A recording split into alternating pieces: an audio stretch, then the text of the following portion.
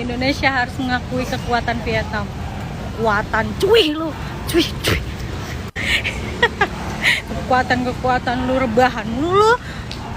Nggak habis pikir gue. Itu dimasukin Arkan Fikri menit 80-an. Skadek Arel tiba-tiba banget itu jadi lini depan. Kagak ada gue kali ini, kagak ada kongresan dah. Runner up lagi.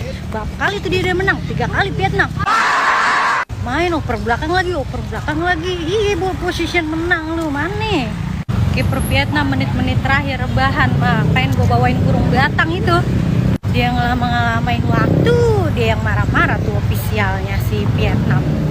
Sebenarnya saya malas untuk membahas ini ya, soalnya kecewa banget ya, Indonesia yang harusnya jadi juara, ternyata malah jadi runner up dan tidak bisa mencetak gol ke gawang Vietnam satupun ya. Indonesia kalah 1-0 dengan permainan yang cukup bagus, menguasai pertandingan, cuma kenapa nggak bisa main mencetak gol ya. Harusnya kan Indonesia harusnya lebih banyak tuh mencetak gol dengan penguasaan bola semacam itu. Harusnya Indonesia bisa lebih banyak mencetak gol, tapi apa yang terjadi nggak tahu di belakang mereka si Vietnam ini lebih bagus atau memang pemain kita yang tidak bisa membongkar pertahanan mereka gitu. Soalnya permainannya udah di tengah itu balik lagi ke belakang, udah tengah balik lagi ke belakang, ke samping, kiri kanan. Wah, riweh lah pokoknya. Makanya si Tete ini kayaknya kecewa banget itu ya lihat video tadi. Pak Gerald Vandenberg tidak akan pegang timnas Indonesia di SEA Games. Waduh, ini kenapa nih bos? Kenapa nih? Apa alasan Pak Gerald nggak megang timnas di SEA Games nanti? Dan kira-kira siapa yang bakal ganti? Mari kita bahas, boy. Jadi pertama kita baca dulu statementnya Pak Gerald pasca kemarin timnas Indonesia kalah. Di sini pengakuan dari Pak Gerald langsung, boy. Kalau mereka bilang bahwa itu bukan sesuatu yang saya kerjakan soal SEA Games. Saya ditugaskan untuk kualifikasi Piala Asia U23. Jadi saya akan berusaha memenangkan itu. Itu juga selaras dengan pernyataan dari Pak Ketum ketika ditanya soal pelatih SEA Games. Yang bilang kalau misalnya namanya masih didiskusikan dengan ketua BTN. Tapi untuk kualifikasi Piala Asia U23 tetap Pak Gerald. Tentunya nama yang keluar di kepala netizen kalau ngomongin soal SEA Games itu adalah Bapak Sapri pastinya.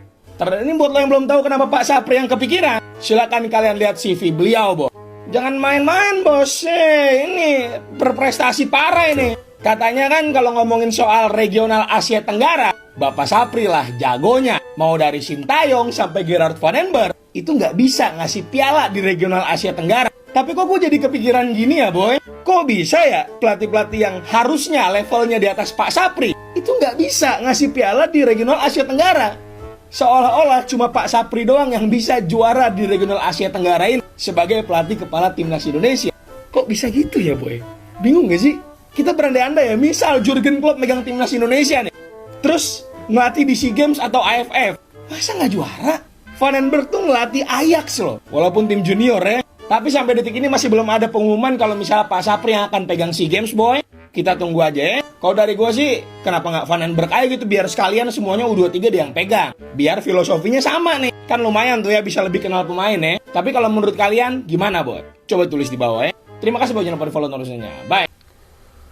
Sudah bisa ditebak siapa yang akan menggantikan Gerard Vandenberg di SEA Games nanti ya. Pasti itu tidak ada nama lain. Kita lihat video yang lainnya. Breaking news, Coach Indra Syafri resmi jadi pelatih Timnas Indonesia di SEA Games 2025. Yes, akhirnya pawang dari Timnas Indonesia kelompok umur is back. Dimana sebelumnya Coach Gerald Vandenberg itu udah konfirmasi dirinya tak akan jadi pelatih di SEA Games. Karena Coach Gerald akan fokus mempersiapkan Timnas Indonesia U23 untuk menghadapi ajang kualifikasi Piala Asia U23. Dimana memang pastinya kita udah tahu semua, untuk Timnas Indonesia kelompok umur, memang belum ada yang bisa mengalahkan Coach Indra Syafri, guys. Karena seperti yang kita tahu, selain Coach Indra Syafri berhasil membawa Timnas Indonesia U23 juara Piala AFF di tahun 2019. Beliau juga udah pernah membawa Timnas Indonesia U19, eranya Evan Dimas dan kawan-kawan, meraih gelar juara. Dan pastinya harapan kita setelah ditunjuknya Coach Indra Syafri menjadi pelatih skuad Garuda Muda, beliau bisa membawa kembali Timnas Indonesia U23 untuk meraih emas di SEA Games 2025 di Thailand besok. So, jadi gimana tanggapan kalian melihat akhirnya Coach Indra Syafri kembali melatih Timnas Indonesia U23? Tidak ada nama lain selain Coach Indra Syafri yang mampu bisa membawa timnas Indonesia memenangkan piala di Asia Tenggara, apalagi di SEA Games. Cuma jangan sampai muter-muter aja lagi ya kan, kayak yang sudah-sudah gitu kan, cuma muter-muter doang. Tapi mudah-mudahan sekarang enggak ya, bagus, lebih bagus lah mudah-mudahan. Walaupun ya tahulah. Sudah terbukti mau pelatih dari Korea, mau pelatih dari Belanda, dari seluruh antero bumi, untuk urusan turnamen regional kelompok umur tidak ada yang bisa mengalahkan the mighty, the Lord, coach terbaik di seluruh planet, Coach Indra Syafri. Valid, itu valid. Mau 19, oke, U23, oke, SEA Games, juara sama Coach Indra. Nggak perlu pelatih-pelatih dari luar-luar itu, Coach Indra. Dicoba aja dulu ya, kalau misalnya nanti Indra Syafri bisa membuktikan lagi ke masyarakat Indonesia, ke pecinta timnas Indonesia, berarti memang iya U23 itu cocoknya dipegang Indra Syafri gitu ya. Breaking news, guys, ada info baru nih. Wajib lolos timnas Indonesia alih fokus ke kualifikasi Piala Asia U23 usai gagal di Piala AFF U23 2025.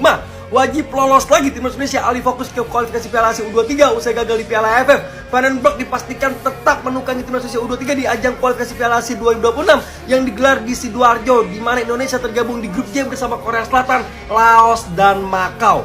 Kita tahu di edisi sebelumnya kita menjadi semifinalis Piala Asia U23 2023. Sekali lagi, ini Pak Erick Thohir harus dievaluasi nih. Kalau sampai nggak lolos ke Piala Asia U23 2026 yang akan digelar pada bulan Januari 2026 di Arab Saudi. Sekali kita harapkan, kita doakan yang terbaik untuk Garuda Muda timnas Indonesia U23 supaya lolos ke Piala Asia U23 2026. Let's go Garuda Muda, bravo timnas. Wajib lolos, yakin harus. Soalnya kan dulu pencapaian Sintayong udah nyampe ke semifinal ya.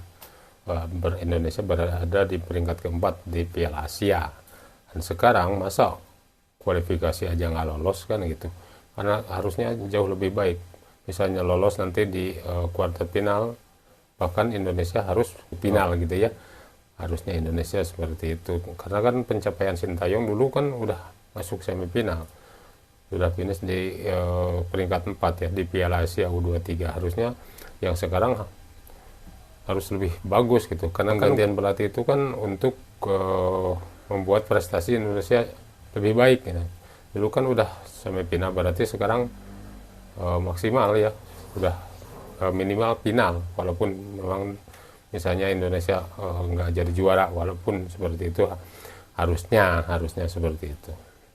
Kabar yang cukup baik datang untuk tim nasional Indonesia. Konfederasi Sepak Bola Asia AFC dilaporkan telah mengabulkan permohonan PSSI. Pertandingan skuad Garuda di babak akhir kualifikasi Piala Dunia 2026 dipastikan tidak akan dipimpin wasit dari kawasan Timur Tengah. Fix ya, nggak bakal ketemu si botak Ahmed Alkaf. Keputusan ini muncul setelah serangkaian kontroversi wasit yang melibatkan laga-laga penting timnas. Banyak pihak menyuarakan kekhawatiran akan keberpihakan. AFC telah menyetujui permintaan Indonesia. Mereka setuju tidak menugaskan wasit dari negara-negara Arab untuk memimpin laga timnas Indonesia. Langkah ini diharapkan menciptakan pertandingan yang lebih adil dan transparan, menghilangkan keraguan publik terhadap integritas wasit. Ini juga jadi kabar baik bagi masa depan sepak bola di Asia. Kalau Mimin sih tetap kurang yakin ya. Soalnya tuan rumahnya Arab dan Qatar loh. Padahal mereka ikut main. Kenapa nggak di tempat netral aja sih? Ya kalau misalnya tuan rumahnya mereka kan banyak duit.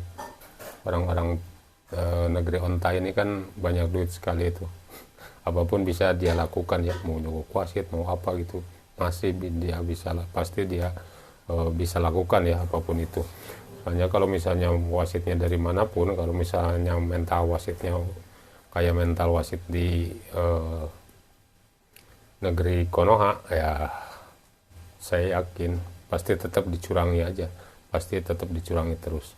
Oke teman-teman, itu saja video dari saya. Terima kasih sudah nonton. Jangan lupa di like, komen, dan subscribe. Terima kasih. Assalamualaikum warahmatullahi wabarakatuh.